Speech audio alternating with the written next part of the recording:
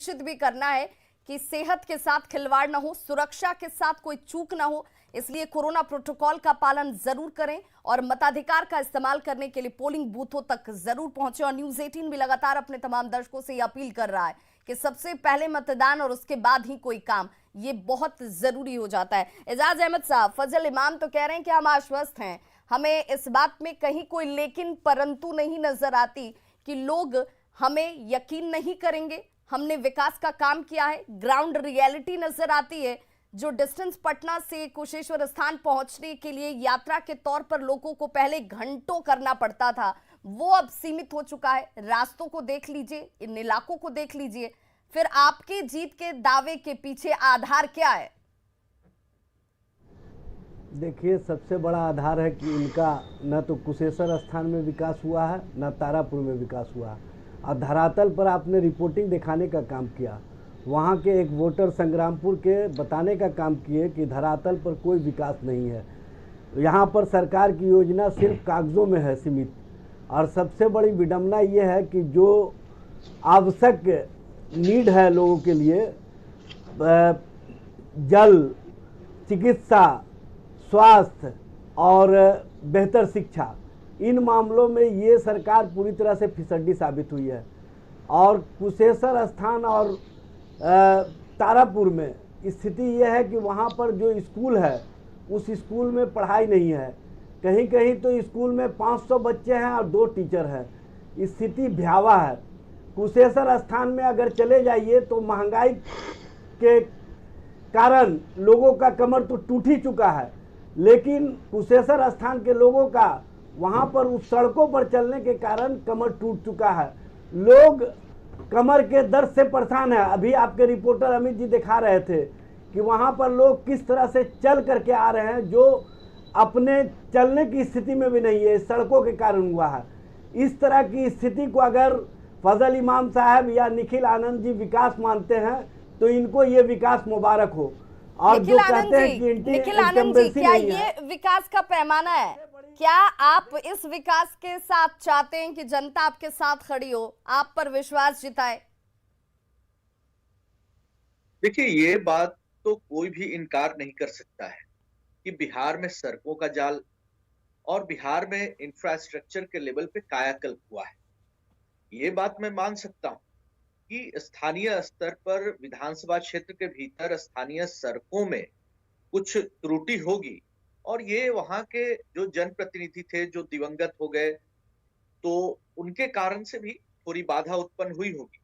और जो विधानसभा के भीतर के सड़कों का जाल है, पंचायती व्यवस्था के स्तर पर, विधायकों के स्तर पर सड़कों का को देखा जाता है। और बड़े स्तर पर देखें तो आज पटना से बिहार के किसी भी कोने में 4 घंटे 5 घंटे से ज्यादा लगते नहीं। और बिहार की सरकार ने निश्चित तौर पर काम किया है। जो बड़े स्तर पर जो बिहार को राष्ट्रीय मानक के अनुसार स्थापित करने का काम नीतीश कुमार जी के नेतृत्व में एनडीए की सरकार ने किया है। अब देखिए, चुनाव है, आरोप प्रत्यारोप की बात है, और जिस तरह के प्रोपेगेंडा करके आरजेडी के लोग राजनीति करना चाहते हैं, वो दुर्भाग्यपूर्ण है। मुझे लगता है कि लोकतंत्र में चुनाव का एक महत्व है, लेकिन चुनाव को हम झगड़े में तब्दील ना करें। ये आरोप प्रत्यारोप हो सकता है और बिहार सरकार ने काम नहीं किया है, ये आरजेडी के लोग कह सकते हैं, लेकिन देश दुनिया में कोई इस बात को मानने को तैयार नहीं होता। हमने ऑलराउंड ग्रोथ किया है, तभी तो 3.2 से 13.2 ग्रोथ रेट का सफर हमने तय किया है।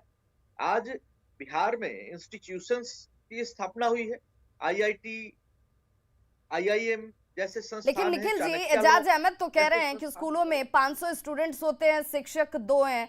सड़क पर चले जाइए तो गड्ढे में सड़क, सड़क पर गड्ढा, पता नहीं चल रहा है कहाँ क्या है। ये सड़कों का जाल किधर बिछ गया, टीचर्स की नियुक्ति किधर हो गई, ये तमाम स्थितियां किधर बदली हैं, ये ग्राउंड पर क्यों नहीं नजर आती हैं? देखिए, स्थानीय स्तर पर कुछ सड़कें बाढ़ में चूंकि डिस्ट्रॉय हो जाती हैं, उनको निश्चित तौर पर बनाया जाता है। और पंचायती चुनाव के कारण, आचार संहिता है और अन्य कारण है, इससे थोड़ी सी देर हो सकती है, लेकिन ग्रामीण कार्य विभाग, पीडब्ल्यूडी या जिस स्तर पर जिन विभागों के अंतर्गत सड़कें हैं उसका निश्चित तौर पर उस पर काफी फोकस दिया जा रहा है। अब तो मुख्यमंत्री सड़क योजना के तहत सड़कों का जाल बिछ रहा है, सभी टोलों को जोड़ा जा रहा है और इसमें सड़क की स्थिति पर इक्का दुक्का कोई रेफरेंस दे सकता है, लेकिन इसको कोई बड़ा सवाल हो राज्य के लिए, ये ऐसी बात नहीं है। और देखिए, स्कूल्स को लेकर के तो निश्चित तौर पर बड़ा काम हुआ है। और एक बात बता दूं, जो हाई स्कूल है उनके जो स्कूल मैनेजमेंट कमेटी है, स्कूल प्रबंध समिति है, उसके चेयरमैन कौन होते हैं? विधायक होते हैं। और उनकी भी एक बड़ी जिम्मेदारी है कि हाई स्कूलों को की व्यवस्था बनी रहे।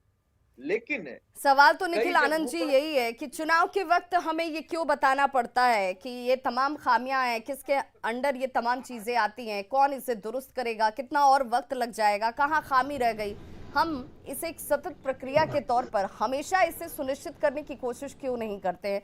जनता खुद कहे, पार्टियों पक्ष हो या विपक्ष हो, उसे इस बात को स्वीकार करना पड़े कि सचमुच ये तब्दीली जरूर आई है, लेकिन हम और क्या बदलना चाहते हैं इस विषय के साथ हम जनता के बीच पहुंचे, ये हालात क्यों नहीं बन पाते हैं? जयशंकर बिहारी जी से मैं जानना चाहूंगी। जयशंकर बिहारी जी, आपने एक अच्छा खासा आपका तजुर्बा रहा है, आपने राजनीति को बिहार की देखा समझा है। मैं आपसे ये जानना चाहती हूँ, हम उस 4 मुद्दे से आगे क्यों नहीं बढ़ पा रहे हैं? क्या विकास के मायने को हम सिर्फ सड़क, बिजली, पानी तक ही हर बार और हर चुनाव में यही सिर्फ क्यों गाते और सुनाते रहें? इसके आगे का विकास का पैमाना क्यों न तय किया जाए? इसके आगे जनता क्यों न सोचे? पार्टियों के सामने जनता इन विषयों के साथ क्यों न पहुंचे और क्यों न अपेक्षा करे इन पार्टियों से? विभा जी, पार्टी भले न सोचे, जनता सोच रही है और समय आने पर उसका उत्तर भी देती है। और ये तो बड़ा इशू है, डेवलपमेंट बड़ा इशू है और दोनों दल अपने अपने पक्ष से रख रहे हैं। बात यह है कि एक बड़ा वोटर जो है बिहार का, ये दोनों विधानसभा सीटों का देखिए, उसमें 52% वोटर जो है उनका आयु जो है वो 40 साल से कम का है। तो ये 40 साल से कम वाले आयु वर्ग के जो वोटर हैं उनके लिए तो शिक्षा और ये सब जो डेवलपमेंट का इशू है वो प्रमुख इशू है। और पार्टी कितना भी भरमा ले, वो भरमाने वाले नहीं हैं। वो मुद्दों को अपने स्तर से आकलन करते हैं और आकलन करने के बाद उसका प्रत्युत्तर भी देते हैं।